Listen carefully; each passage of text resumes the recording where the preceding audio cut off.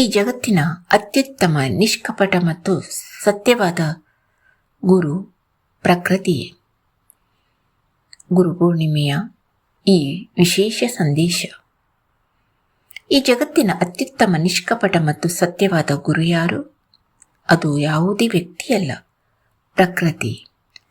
ನಮಸ್ತೆ ಸ್ನೇಹಿತರೆ. ಪ್ರಕೃತಿ ಎಂದಿಗೂ ಸುಳ್ಳು ಹೇಳುವುದಿಲ್ಲ. ಅದು ಪ್ರತಿದಿನ ಮಾತಿಲ್ಲದೆ ಜೀವನದ ಸತ್ಯವನ್ನು ಕಲಿಸುತ್ತದೆ. ಭೂಮಿ ನಮಗೆ ತಾಳ್ಮೆ, ಸಹನೆ ಮತ್ತು ಎಲ್ಲರನ್ನೂ ಸಮಾನವಾಗಿ ಸ್ವೀಕರಿಸುವ ಗುಣವನ್ನು ಕಲಿಸುತ್ತದೆ. ನೀರು ಪರಿಸ್ಥಿತಿಗೆ ತಕ್ಕಂತೆ ಬದಲಾಗುತ್ತಾ ಜೀವನದಲ್ಲಿ ಮುಂದೆ ಸಾಗುವುದನ್ನು ಕಲಿಸಿಕೊಡುತ್ತದೆ. ಯಾವುದೇ ಭೇದ ಭಾವವಿಲ್ಲದೆ ಎಲ್ಲರಿಗೂ ಜೀವ ನೀಡುತ್ತದೆ. ಗಾಳಿ ನಿಸ್ವಾರ್ಥವಾಗಿ ಬದುಕುವುದನ್ನು ಕಲಿಸಿಕೊಡುತ್ತದೆ.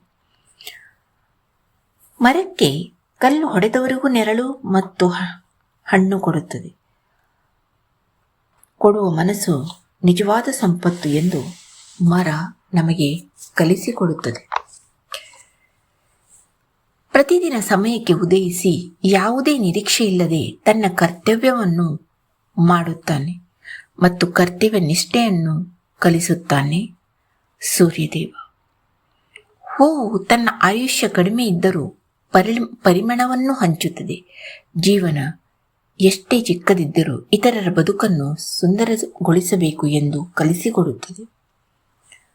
ನಾವು ಪ್ರಕೃತಿಯಿಂದಲೇ ಹುಟ್ಟಿದ್ದೇವೆ ಮತ್ತು ಕೊನೆಗೆ ಪ್ರಕೃತಿಯಲ್ಲೇ ಲೀನವಾಗುತ್ತೇವೆ.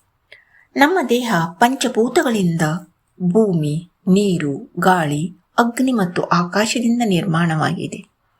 ಜನನ ಪ್ರಕೃತಿಯಿಂದಲೇ ಆಗುತ್ತದೆ. ಜೀವನ ಪ್ರಕೃತಿಯೊಂದಿಗೆ ಸಾಗುತ್ತದೆ ಮತ್ತು ಮರಣದ ನಂತರವೂ ನಮ್ಮ ದೇಹ ಪ್ರಕೃತಿಯಲ್ಲೇ ಸೇರಿ ಹೋಗುತ್ತದೆ. ಆದ್ದರಿಂದ ಪ್ರಕೃತಿ ನಮಗೆ ಹೊರಗಿನ ಯಾವುದೂ ವಸ್ತುವಲ್ಲ. ಪ್ರಕೃತಿಯೇ ನಮ್ಮ ತಾಯಿ ಮತ್ತು ಅಸ್ತಿತ್ವ.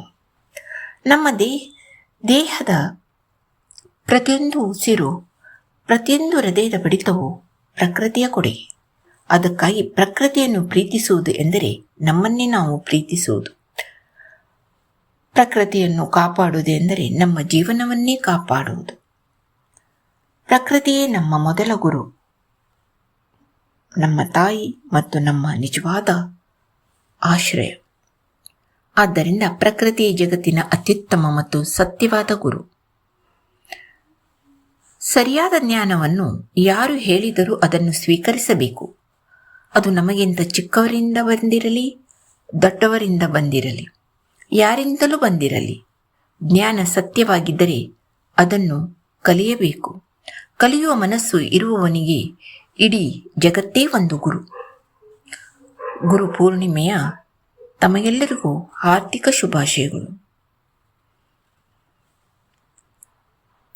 ನಮ್ಮ ಜೀವನವನ್ನು ಬೆಳಗಿಸಿದ ಎಲ್ಲ ಗುರುಗಳಿಗೆ ನಮಿಸುವೆನು. Thank you.